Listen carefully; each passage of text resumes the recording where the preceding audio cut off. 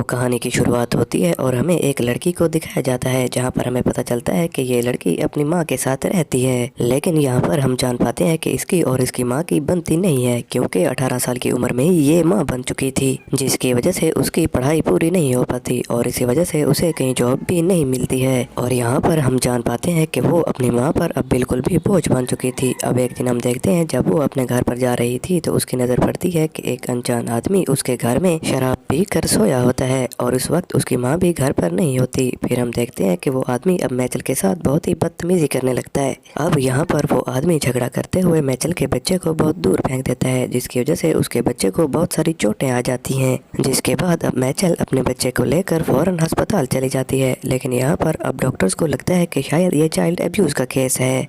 जिसके बाद ये लोग सोशल वर्कर्स को फ़ोन करते हैं और उनके यहाँ आने के बाद मैचल उन्हें भी समझाने की बहुत कोशिश करती है, जिसकी वजह से ये केस अब कोर्ट में चला जाता है। जिसके बाद अब कोर्ट की सुनवाई होती है और मैचल कोर्ट में चली जाती है। अब उसे कोर्ट का रास्ता ही नहीं पता होता, जिसकी वजह से अब वो इधर उधर के लोगों से अपने कोर्ट का पता पूछ रही होती है। जिसके बाद उसकी फ्रेंड के फादर, जिसका नाम एंजल होता है, वो उसे वहाँ पर घूमते हुए देख लेते हैं। जिसके बाद वो उसे अपनी गाड़ी में बिठा कर ले जाने लगते हैं। अब यहाँ पर गाड़ी में बैठने के बाद वो उसे बोलते हैं कि मेरे घर में बहुत सारे क्यूट पपीज़ हैं और अगर वो सब तुम घर पर अपने बेटे के लिए लेकर जाओ तो तुम्हारा बेटा बहुत खुश होगा। इसके बाद वो माइचल को अपने घर लेकर जाता है। अब माइचल जैसे ही उसके घर के अंदर जाती है, माइचल बाहर से दरवाज़ा बंद कर देता है। यहाँ पर हम जान पाते हैं कि माइचल अब फंस चुकी थी। जिसके बाद अब माइचल उसे बुरे तरीके से रस्सी से बांध कर ही अपने घर में लटका देता है और ऐसा करते ही वो वहाँ से घर से चला जाता है। अब यहाँ इतनी देर में वहाँ पर कोर्ट की सुनवाई भी ख़त्म हो चुकी होती है और वहाँ पर कोर्ट में सबको लगता है कि माइचल शायद अपने उस कोर्ट से भाग रही है और ये सब देखकर उसकी माँ को भी काफ़ी ज़्यादा बुरा लगता है और यहाँ पर उन्हें लगता है कि शायद उनकी बेटी किसी के साथ भाग गई है और इसी वजह से वो अपनी बेटी की मिसिंग रिपोर्ट भी नहीं लिखवाती हैं।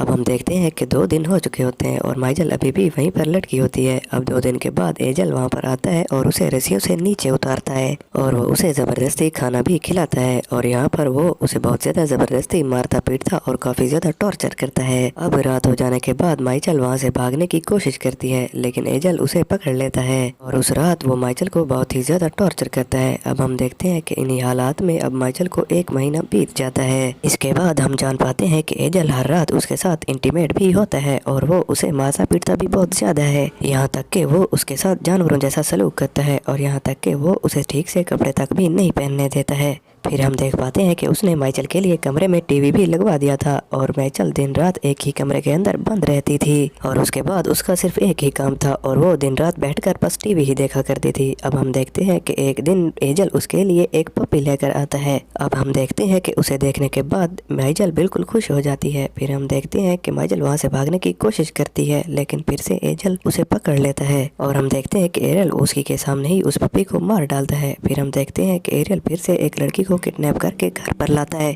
हम जान पाते हैं कि उस लड़की का नाम अमांडा होता है और उस लड़की की मिसिंग रिपोर्ट भी लिखाई गई होती है और टीवी पर भी उसकी रिपोर्ट आ रही थी और माइचल भी टीवी पर उसकी रिपोर्ट देख रही होती है। अब यहाँ पर एरियल अमांडा और माइचल को अलग अलग रूम में रखता है और हम यहाँ पर देख पाते हैं कि वो अमांडा के साथ भी वही करता है जो कि वो अब तक माइचल के साथ करता आ रहा था। दूसरी तरफ हम पुलिस को देखते हैं जो कि अमांडा को ढूंढ ढूंढ कर वायरल हो चुकी थी। अब हम दूसरी तरफ माइचल को देखते हैं जो कि फिर से प्रेग्नेंट हो चुकी थी और ये बात जब एरियल को पता चलती है तो वो डंबल से उसके पेट पर बहुत मारता है, जिसकी वजह से उसका मिस क्रैश हो जाता है और इसकी वजह से माइचल को काफ़ी ज़्यादा पेन होता है और वो काफ़ी ज़्यादा परेशान हो जाती है। अब इसके बाद हम देखते हैं कि माइचल टीवी देख रही होती है और टीवी पर हम देखते हैं कि एक और लड़की की मिसिंग रिपोर्ट लिखाई गई होती है और यहाँ पर हम जान पाते हैं कि उस लड़की का नाम लीना होता है और उस लड़की की एज भी 14 साल ही होती है। अब हम देखते हैं कि एरियल उस लड़की को भी घर पर लेकर आता है और वो बाकी लड़कियों की तरह उस लड़की के साथ भी वही करता है। यहाँ पर हम देखते हैं कि अमांडा को अब एरियल से काफ़ी ज़्यादा लगाव हो जाता है, इसलिए वो उसे अपने साथ ही रखता था। कुछ वक्त के बाद हम देखते हैं कि अमांडा भी प्रेग्नेंट हो जाती है और कुछ वक्त के बाद उसे बहुत ही खूबसूरत बेबी भी होती है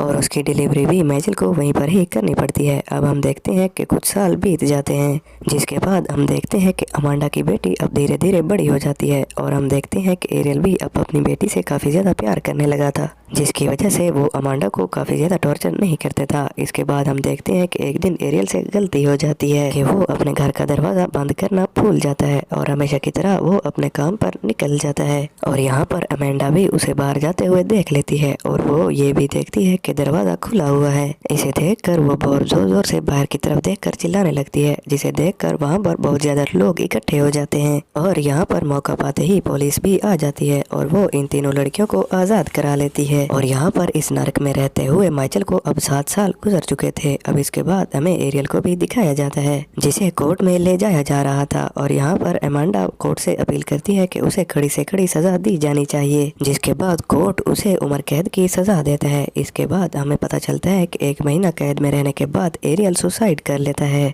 और ऐसा करके इन तीनों लड़कियों को न्याय मिल जाता है। इसके बाद इसी कहानी का यहीं पर ही एंड हो जाता है।